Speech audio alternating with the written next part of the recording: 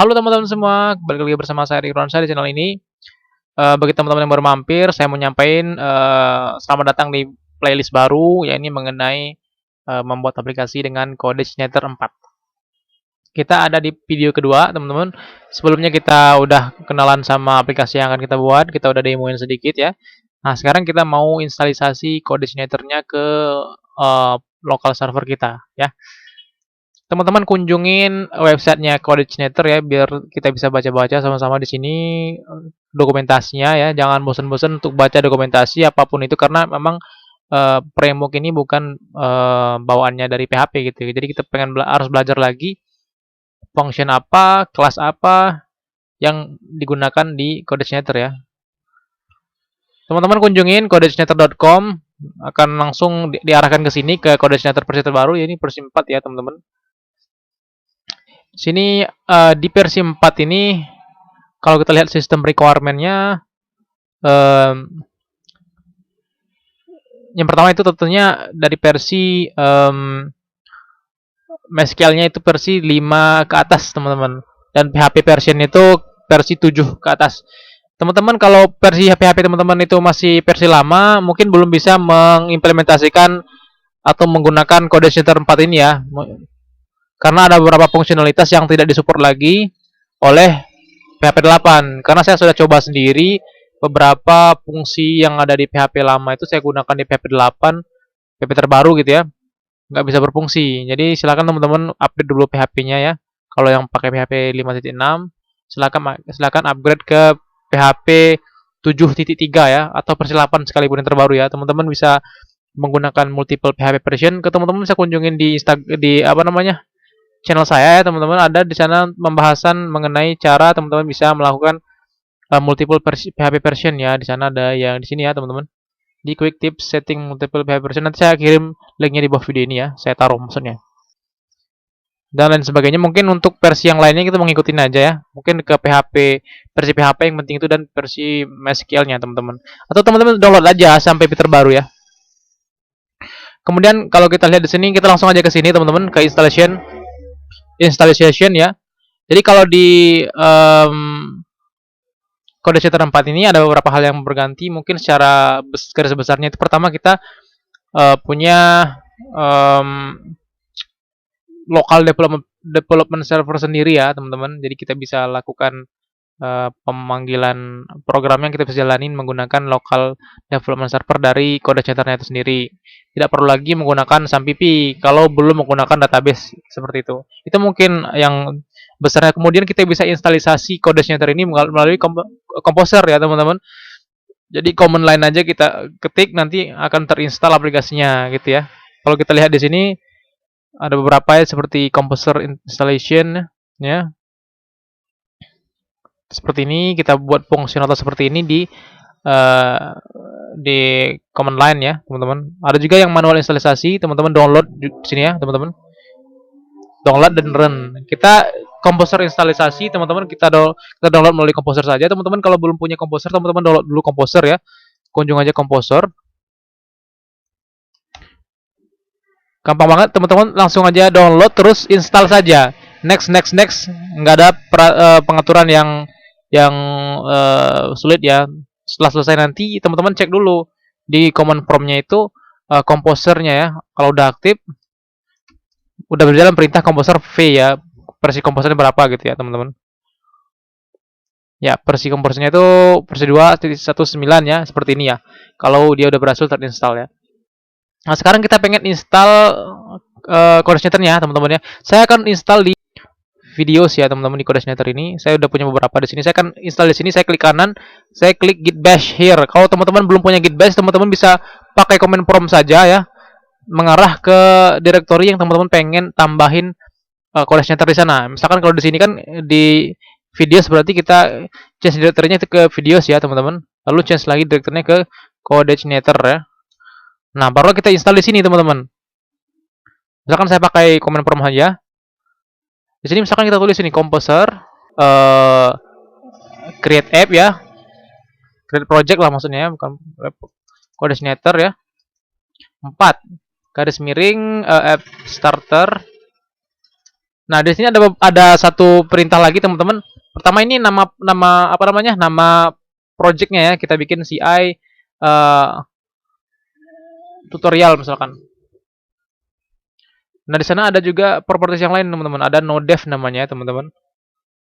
Nih, kalau kita tulis strip nodev, kita tidak mengincludekan file testingnya teman-teman. Maksudnya kalau file testing itu untuk melakukan tes kepada kelas atau fungsi yang kita punya. Kita nggak pakai itu ya teman-teman. Kita nggak pakai folder test.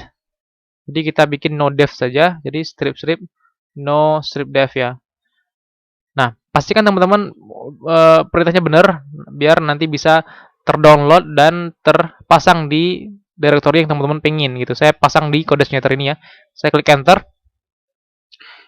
Kita tunggu sejenak ya, nanti akan otomatis terbuat foldernya ya teman-teman.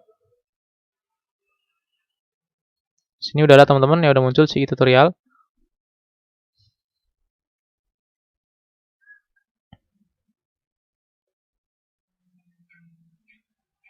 Oke, sudah selesai teman-teman. Saya minimize saja, saya lihat di sini sudah ada teman-teman foldernya ya. Saya akan buka ini di kode editor kesayangan kita masing-masing ya teman-teman. Saya pakai Sublime ya teman-teman. Saya akan buka di Sublime teman-teman. Atau teman-teman bisa gunakan Visual Studio Code.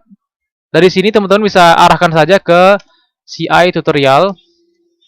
Kalau pengen pakai command line ya. Ini kita buka saja semuanya di kode editor sayangan kita. Misalkan kita pakai kode Visual Studio Code ya. Saya ketik sana kode spasi titik ya, biar semuanya dibuka ke Visual Studio Code gitu. Atau pakai Sublime juga bisa. Oke, sudah dibuka aplikasinya di sini di kode editor sayangan kita masing-masing ya. Di sini pakai Visual Studio Code. Kita lihat di sini ada beberapa folder ya terbaru ya, seperti di sini ada dipisahin itu app gitu ya, public, seperti folder yang ada di CodeSnether. Tapi sedikit berubah ya dari CodeSnether versi sebelumnya. Di sini yang perlu kita atur tentunya di sini pertama teman-teman kita akan rename env ini ya. Kita klik ini kan belum merupakan file system ya. Jadi kalau mau berupa file system kita rename dulu menjadi .env teman-teman. Nah, seperti itu.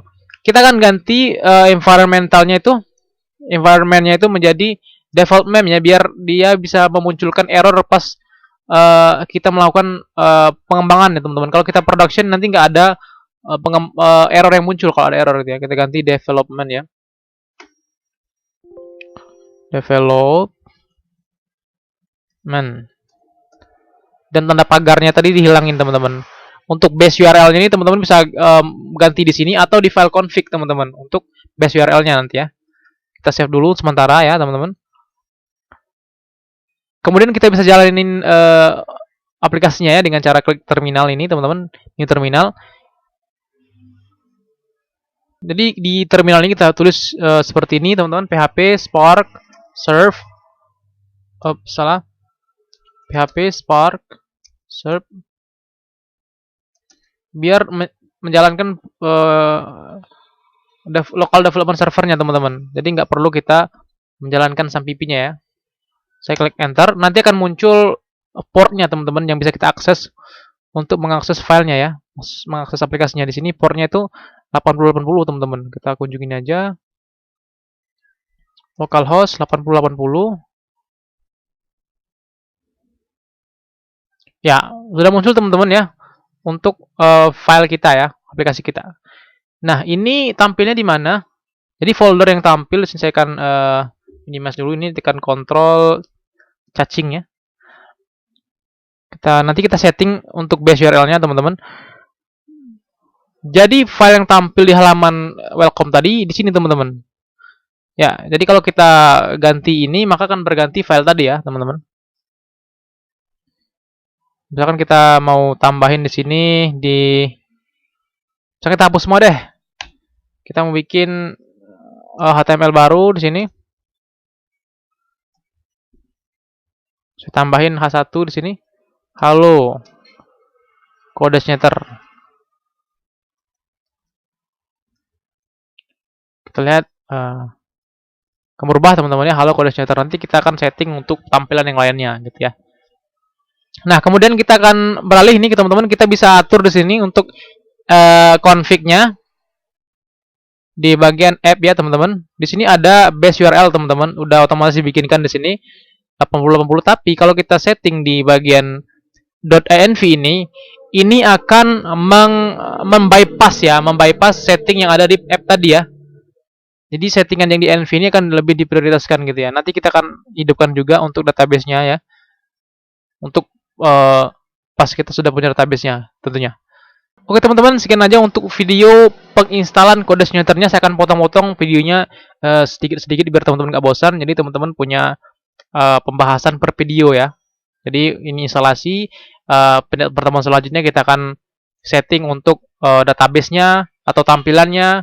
Kemudian baru kita mulai setting view-nya teman-teman untuk tampilan baik user maupun adminnya. Oke teman-teman, untuk instalasi itu aja. Sampai ketemu di video selanjutnya.